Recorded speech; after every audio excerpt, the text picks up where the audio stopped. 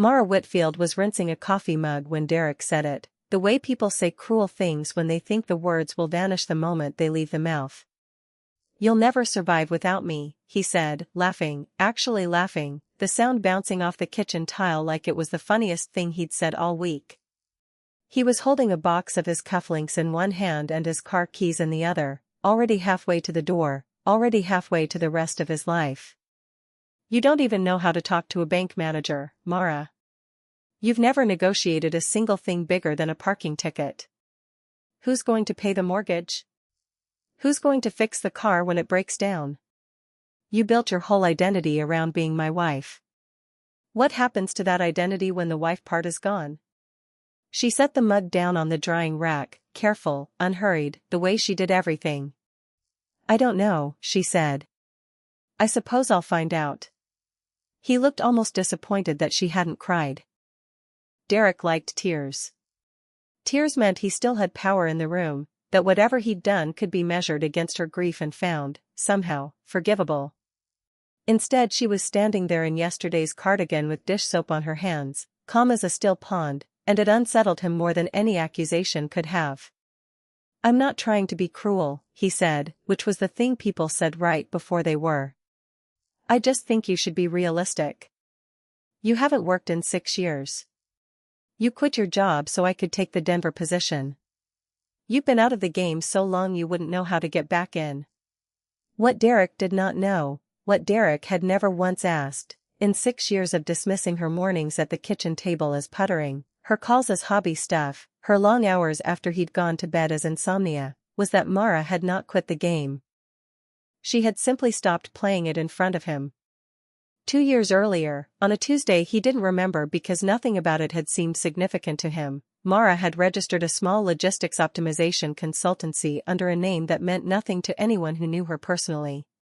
She called it Fielding Analytics, using her mother's maiden name, because some instinct in her, some old, quiet, self-protective instinct, told her that whatever she built needed to belong to her alone, entirely, with no shared ownership, no shared credit, no possibility of a husband one day standing in a boardroom explaining her work as though it had been his idea all along. She had watched other women lose that battle. She did not intend to fight it. She had built the client list from a spare bedroom, one contract at a time, teaching herself supply chain modeling from online courses she took after Derek fell asleep in front of the television, testing pricing algorithms on regional distribution companies who didn't care that her office was a card table, only that her forecasts were accurate to within 2%. By the time Derek stood in their kitchen delivering his verdict on her unemployability, Fielding Analytics had 14 employees, 3 of whom she'd never met in person because they worked remotely from cities she'd never visited, and a signed agreement, not yet public, not yet announced, to absorb the logistics division of a mid-sized retail chain that had been hemorrhaging money for 2 years before she rescued it. Derek did not know any of this. Derek knew that his wife made some money doing spreadsheets for people, a phrase he'd used at a dinner party 8 months earlier while Mara sat 2 feet away, saying nothing, filing the sentence away the way she filed away everything he underestimated about her, quietly, without comment, the way you save receipts you might need later. "I hope you find someone who can keep up with your standards," Mara said now, drying her hands on the towel that hung from the oven door, the towel she had bought, in the house she had refinanced under both their names but paid for, every month, from an account Derek believed was funded entirely by his salary. He blinked. He had expected begging. He had rehearsed, she realized later, for a scene that never came, a scene where she clutched his sleeve and asked what she'd done wrong, where he got to be magnanimous in his exit, generous in his cruelty, the good guy leaving the woman who couldn't hold on to him. Instead she held the door open. "You said I'll never survive without you," she said, as he stepped past her onto the porch, suitcase wheels catching on the threshold. "I want you to remember saying that. Not because I'm angry. Because I think you're going to want to understand, later, exactly how wrong you were, and I don't want there to be any confusion about the moment you decided to say it." He laughed again, but it came out thinner this time, less certain, a laugh reaching for a floor that had already started to disappear beneath it. "Dramatic," he muttered, and walked to his car, and drove away from a marriage he believed he was ending on his own terms, from a woman he believed he understood completely, toward a version of his future that did not yet know it had just made the worst mistake of his professional life. Mara closed the door. She did not cry. She walked back into the kitchen, picked up the mug she'd been rinsing, and finished washing it, because there is a particular kind of peace that comes from doing something ordinary in the exact moment your entire life reorganizes itself, and she intended to feel every second of it. Then she went upstairs, opened her laptop, and answered 3 client emails before dinner, because fielding analytics did not pause for anyone's exit, and neither, she had decided years ago in a spare bedroom with a card table and a stubborn refusal to be small, would she. What Derek did not say, standing in that kitchen with his cufflinks and his certainty, was that he had already quit his job 3 weeks earlier. He had not told Mara because telling her would have meant admitting that the quiet, spreadsheet wife she supposedly couldn't survive without was, in fact, the reason their household hadn't already collapsed twice over the last 2 years while he chased a series of ventures that promised everything and delivered nothing. Derek had always been a man who believed in momentum over substance. He'd left a stable director role at a logistics firm 4 years earlier to co-found a startup that promised to disrupt regional freight, a company that folded 18 months later, taking his savings and most of hers with it, though she'd never once said the words "I told you so," even when she'd tried, gently, to warn him the unit economics didn't work. After that he'd taken the Denver position, the one that required Mara to leave her old job, uproot her friendships, and start over in a city she hadn't chosen. Also Derek could chase a vice president title that turned into a demotion 11 months later when the division he ran missed every target he'd promised the board. He had quit that job too, before they could fire him, because Derek preferred to be the one walking away. It made the story easier to tell at dinner parties. And 3 weeks before he stood in the kitchen delivering his verdict on Mara's unemployability, he had accepted what he believed was a verbal offer from a friend's startup, an offer that evaporated the following week when the friend's investors pulled funding, leaving Derek with no job, no severance, no plan, and, apparently, a newly urgent need to leave a marriage before anyone noticed how thin the ground beneath him had become. He didn't leave Mara because he'd found someone better. He left because some part of him understood, in the animal way people understand things they refuse to think clearly about, that staying meant eventually being seen, and Derek had built an entire identity on not being seen too closely, on being the confident one, the one with the plan, the one whose wife did spreadsheets while he did the real work. If he stayed, that arrangement would eventually flip, and some instinct told him to run from that reversal before it could happen in front of witnesses. He moved into a corporate extended-stay hotel that billed itself as temporary housing for professionals in transition, which was a generous description for a beige room with a kitchenette he never used, 3 miles from the house he'd walked out of. He told his mother he'd left because Mara had changed, become distant, stopped supporting his goals, a version of events so untethered from what had actually happened in that kitchen that even he almost believed it by the second telling. For the first 2 weeks, he expected the phone call. He expected Mara to reach out, tearful, asking if there was a way to fix things, offering to be more understanding of his ambitions, his setbacks, his need for space. He had left the door open for that call in his mind, had even rehearsed a gracious version of himself who might, if she asked sincerely enough, consider coming back. The call never came. Instead, he heard about her secondhand, in the fragmented way people hear about former spouses once the shared friend group starts quietly reorganizing itself. Someone mentioned Mara had been at a downtown restaurant with a group of people in business attire, laughing, relaxed, nothing like the quiet, folded-in woman he remembered leaving in the kitchen.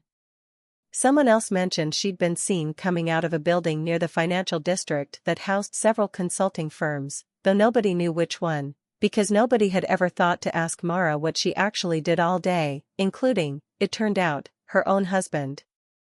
Derek told himself it didn't matter. He told himself Mara was simply doing what people do after a divorce, filling the empty hours, performing a kind of busyness to avoid sitting with the loss.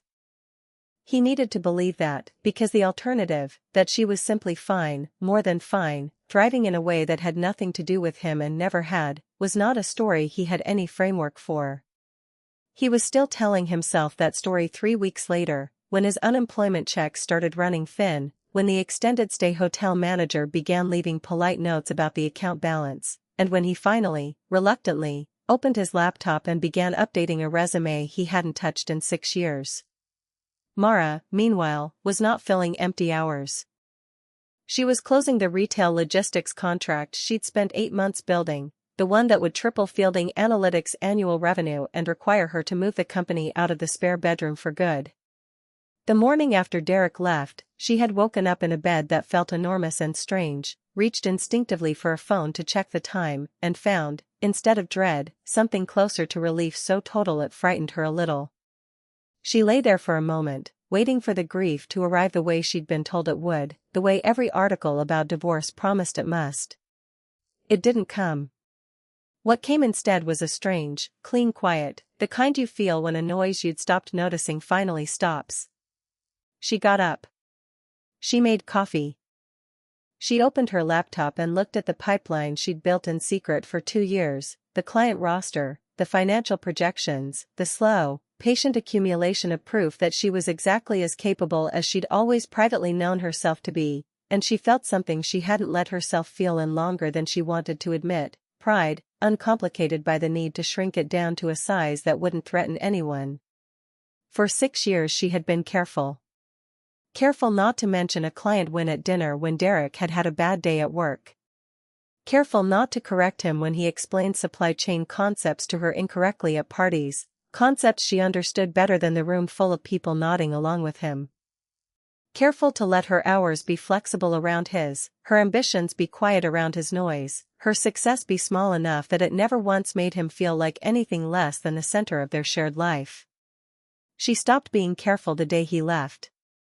Within a month, Fielding Analytics had signed the retail logistics deal and outgrown the spare bedroom entirely. Mara leased office space downtown, 4,000 square feet on the 9th floor of a converted warehouse building with exposed brick and windows that caught the morning light, and began hiring in earnest, no longer limited to the remote contractors she'd relied on when secrecy mattered more than scale. She brought on a head of operations, a client relations lead, 2 junior analysts fresh out of graduate programs who looked at her the way she'd once looked at women she admired from a distance, unsure they'd ever get to be that. She hired a communications consultant to help her think through how, and whether, to make the company more publicly visible, since 2 years of deliberate invisibility had served its purpose and now, arguably, worked against her. Bigger contracts wanted a founder with a face, a story, a LinkedIn presence that wasn't just a placeholder. Mara agreed, cautiously, to step further into the light.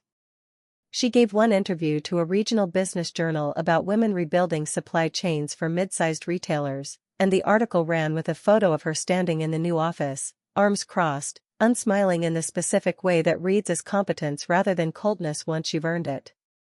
She did not mention Derek in the interview. She did not need to. The absence of him was, in its own way, the most honest thing about the piece, a woman who had built something entirely her own, entirely without the man who'd told her she couldn't survive without him, and who felt no need to explain that fact to anyone, least of all a reporter looking for a tidy narrative. At night, in the quiet of an apartment she'd chosen herself, furnished with things she actually liked instead of things that matched Derek's preferences, Mara sometimes thought about the version of herself who had stood in that kitchen 6 weeks ago drying her hands on a towel while her husband told her she was nothing without him. She did not feel angry at that woman. She felt something closer to tenderness, the way you might feel towards someone who endured a long winter without complaint, patient, waiting, gathering resources for a spring she trusted would eventually come. It had come. She had built it herself, in secret, at a card table, in the hours after he fell asleep believing his ambitions were the only ones in the house worth taking seriously. And now, 9 weeks after he walked out convinced he was leaving behind a woman who would flounder without him, Fielding Analytics was preparing to announce a merger that would make it one of the fastest-growing logistics consultancies in the region, with Mara Whitfield's name, her name, unshared, unborrowed, entirely her own, at the top of every document. She had no idea, that week, that Derek's name was about to appear on one of those documents too, sliding quietly into a stack of resumes her head of operations was screening for an open analyst role, 3 floors below the office where Mara now sat reviewing quarterly projections with the calm, unhurried confidence of a woman who had never, for one single day, needed anyone to tell her she would be fine.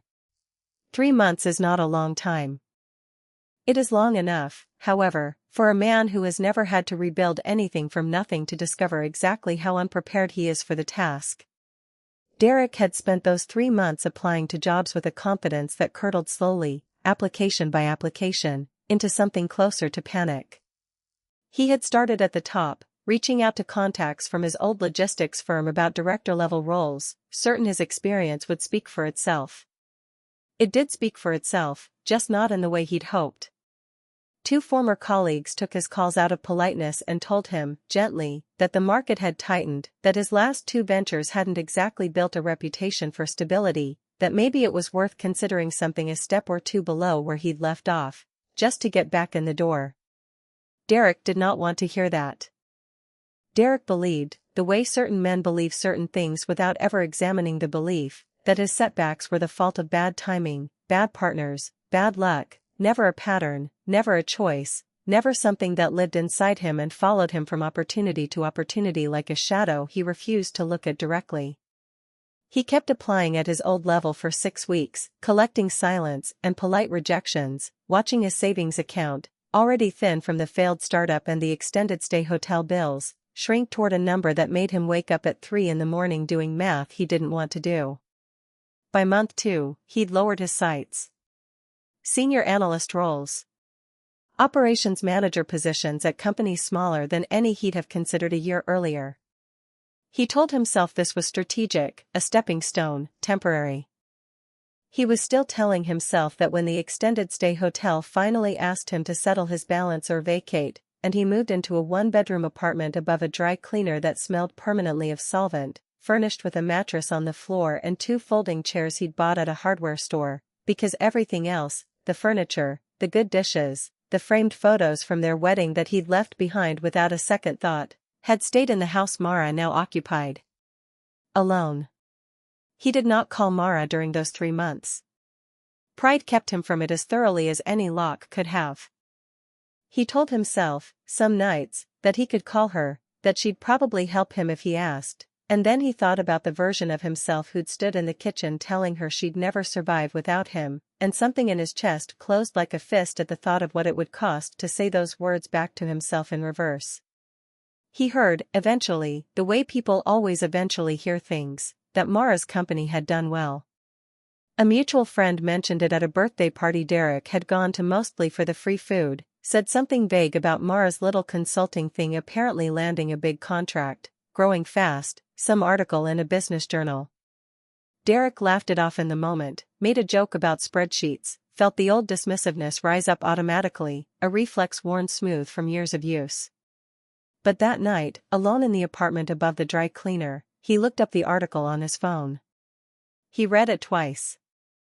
He looked at the photograph of Mara standing in an office he didn't recognize, unsmiling, certain, nothing like the woman who'd rinsed a coffee mug while he explained her own unemployability to her. He felt something he did not have a name for yet, something that would take weeks to resolve into the specific, uncomfortable shape of shame. He closed the article and did not mention it to anyone. He told himself it changed nothing. He needed a job, any job, and he needed it soon, and by the end of that week, scrolling through listings with the particular desperation of a man watching his last several $1,000s evaporate, he found an opening for a senior operations analyst at a logistics consultancy downtown, a company called Fielding Analytics that he had never heard of, offering a salary that would have insulted him a year earlier and now looked, to his tired eyes, like a lifeline. He did not recognize the name. Why would he? Fielding had been Mara's mother's maiden name, a detail from a woman he'd met exactly twice at holiday dinners years ago and never once asked a follow-up question about. He updated his resume, wrote a cover letter about his years of logistics leadership experience, and submitted his application at 11:40 at night, certain, in the tired, hungry way certain men remain certain even at their lowest, that this next chapter would finally be the one where things turned back in his favor. The resume landed on Priya Anand's desk on a Thursday morning, one of 200 applications for the senior operations analyst role, and it would have passed through Priya's screening process like any other if not for a small detail that made her pause. The applicant's most recent listed reference was a startup that had folded 18 months earlier, and the cover letter's opening line, "I bring 6 years of strategic logistics leadership, including direct experience navigating market disruption," read, to Priya's practiced eye, like a man trying very hard to make a series of failures sound like a philosophy. Priya had worked as Mara's head of operations since the third month of Fielding Analytics' existence, back when the company had 4 employees and a shared drive instead of a proper server. She knew Mara's history in broad strokes, the way you know a colleague's history when you built something alongside them for 2 years, a divorce, mentioned once, briefly, without detail, in the early days when Mara still worked from a spare bedroom and occasionally apologized for a dog barking in the background that turned out to be a neighbor's, not her own. She did not know the husband's name. Not until she pulled up the resume in full and saw, printed at the top in a clean sans serif font, Derek A. Kane, and beneath it a work history that traced almost exactly the shape of the story Priya had heard fragments of over 2 years, a failed logistics startup, a demotion at a company in Denver, a pattern of departures dressed up as choices. She sat with the resume for a long moment before she did anything with it. Then she walked it, printed, folded once, into Mara's office, and set it on the desk without a word.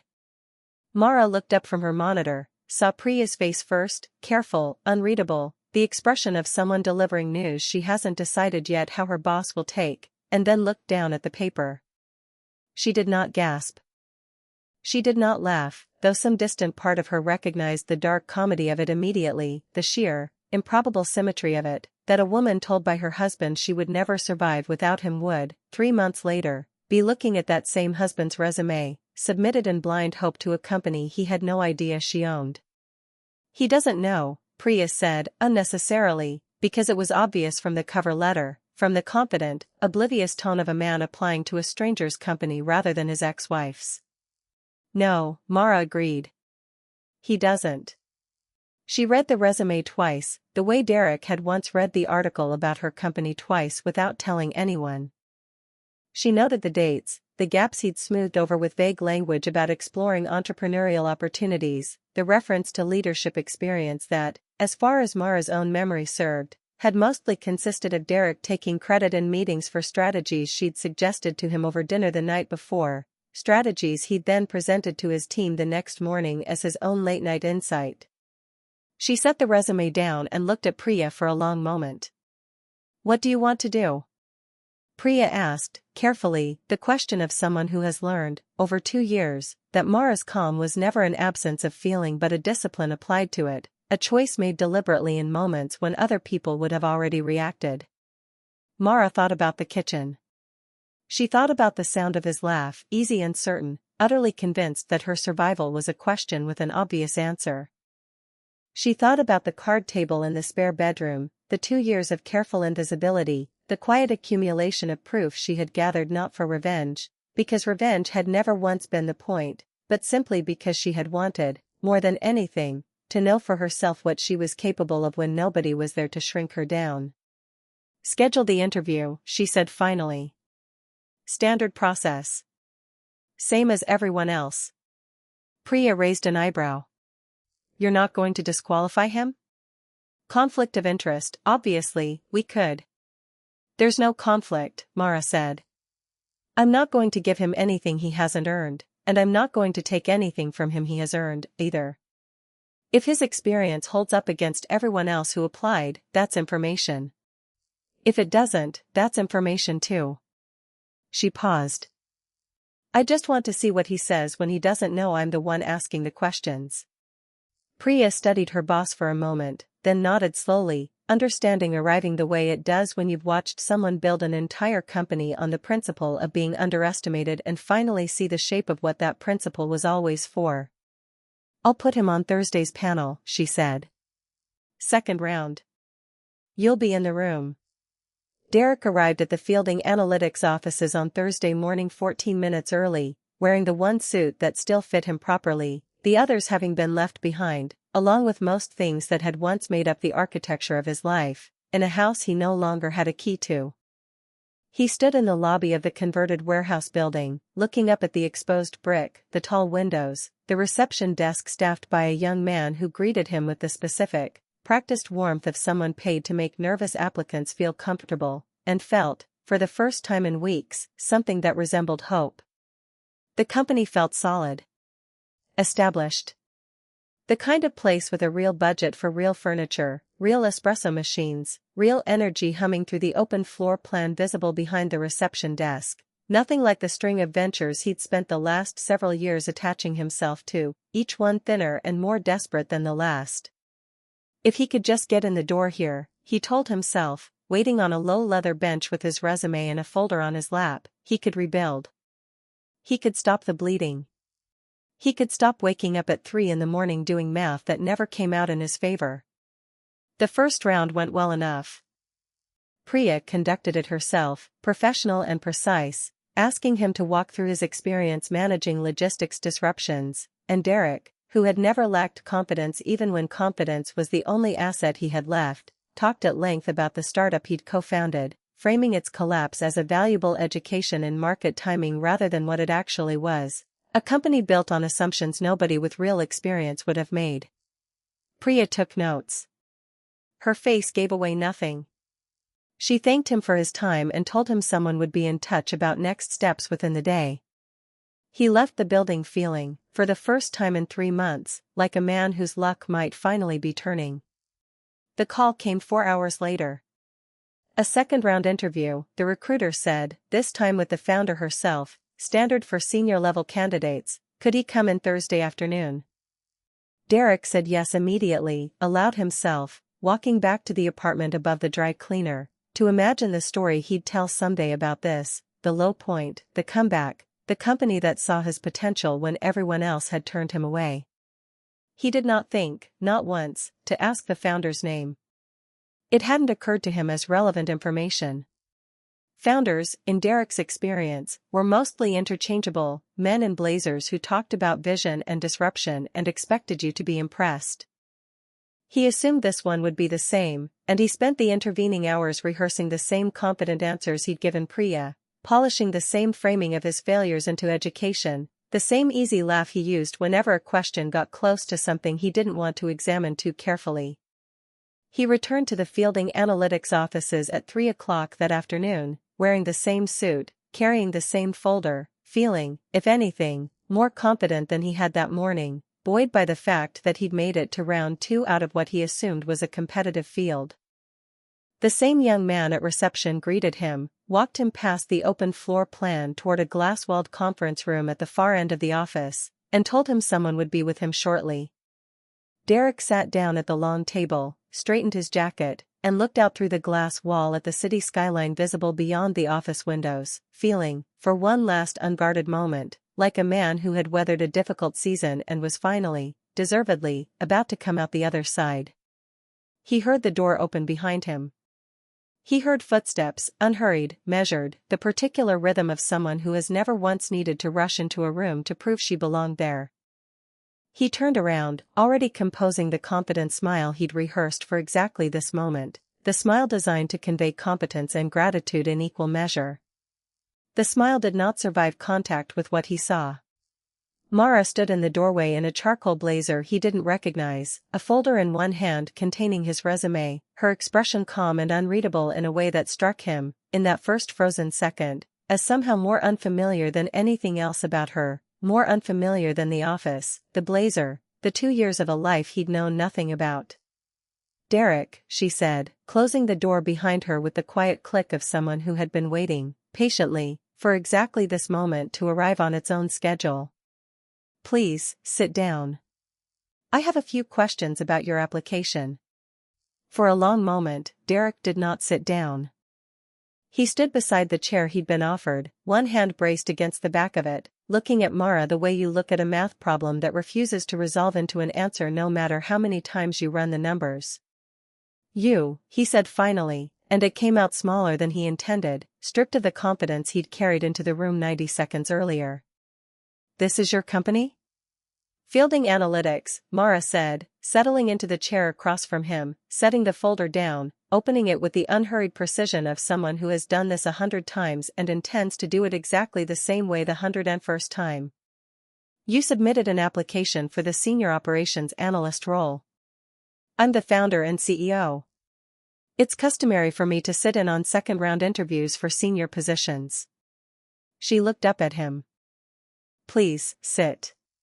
He sat, because there was nothing else to do, because standing had already announced more about his internal state than he wanted to admit, and because some old habit, some residual instinct from years of following her lead in rooms he pretended he was leading, moved his body before his pride could stop it.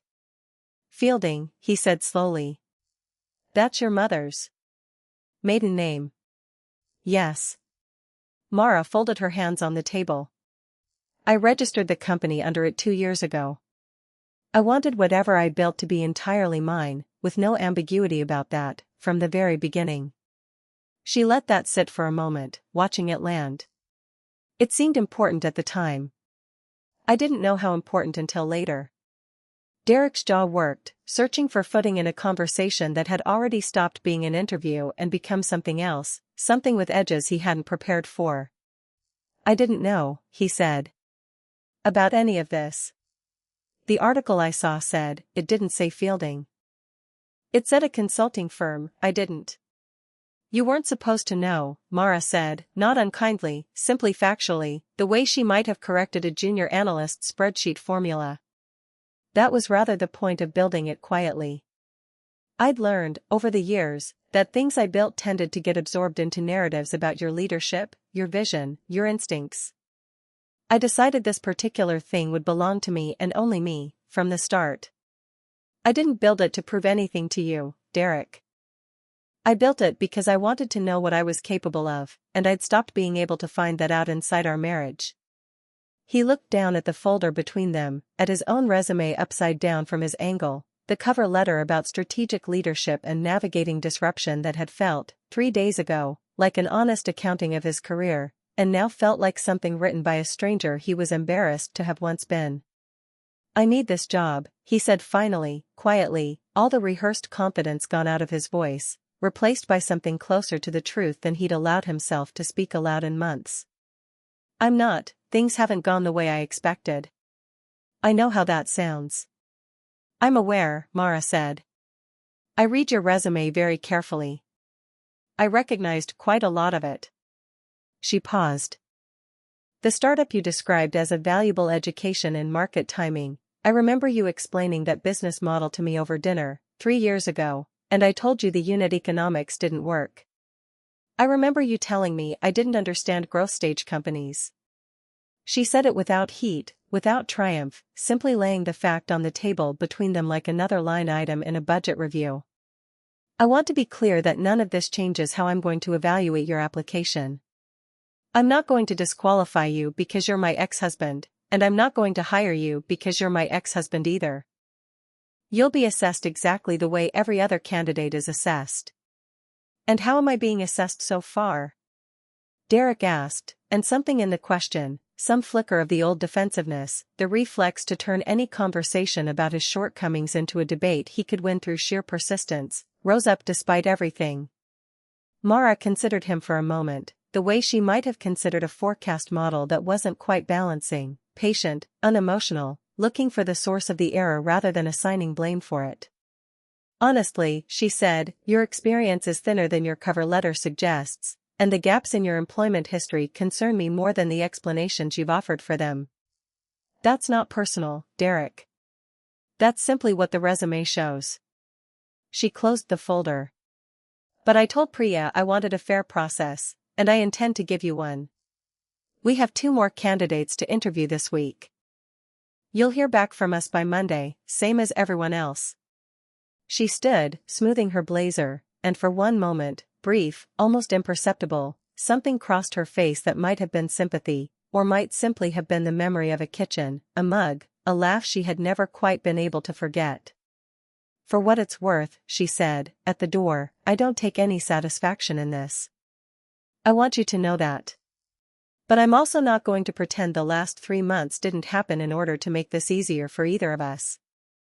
Derek left the building that afternoon and did not go back to the apartment above the dry cleaner right away.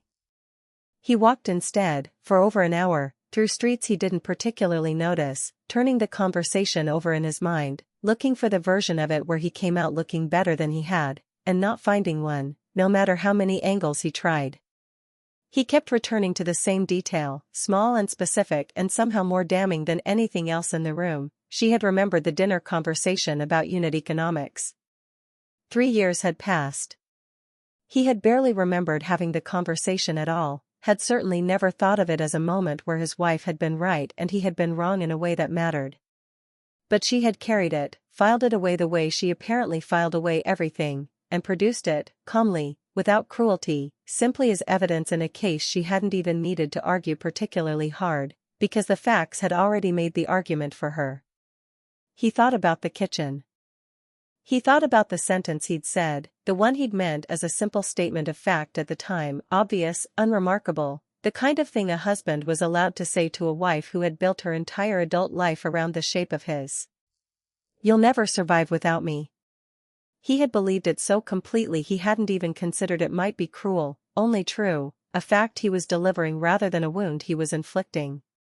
3 months later he was the one who hadn't survived, not really, not in any way that resembled thriving, bouncing between failed ventures, sleeping on a mattress on the floor of an apartment that smelled like dry cleaning solvent, sitting across a conference table from the woman he'd once dismissed as incapable of negotiating anything bigger than a parking ticket, asking her, essentially, to save him. He did not get the job. The email arrived Monday morning, professional, courteous, signed by Priya on behalf of the hiring team, informing him that while his experience was appreciated, the company had decided to move forward with another candidate whose background more closely matched the role's requirements. There was no note from Mara. There didn't need to be. The decision itself said everything that needed saying, delivered through the exact same process every other applicant received, no favor extended and no cruelty inflicted either. Simply the plain, unadorned truth of what his resume could and could not support. He read the email twice, the way he'd read the article about her company weeks earlier, and then he closed the laptop and sat for a long time in the quiet of the apartment, doing the kind of accounting that has nothing to do with money. Mara heard about his rejection from Priya in the ordinary course of business. A line item in a hiring update rather than a moment she'd built any particular anticipation around. She had told herself, walking into that conference room 3 days earlier, that she would feel something enormous when it was over, vindication, perhaps, or a satisfaction sharp enough to taste. What she felt instead, reading Priya's update at her desk on Monday morning, was something quieter and, in its own way, more complete, a kind of settling, the sense of a scale that had been tilted for 6 years finally, simply, coming to rest. She had not built fielding analytics to punish Derek. She understood that clearly now, in a way she hadn't fully understood it even weeks earlier, watching him sit across from her in that conference room, smaller than she remembered him, asking for something she could have given him out of old habit if she'd let herself. She had built it because she had spent 6 years being told, in 100 small ways before the final large one, that her competence was decorative, her ambitions were hobbies, her survival was contingent on a man who had, in the end, needed her far more than she had ever needed him. The company was not revenge. It was proof, and proof, once delivered, required no further elaboration. In the months that followed, fielding analytics kept growing, steadily, unglamorously, the way real companies grow when they're built on substance instead of momentum.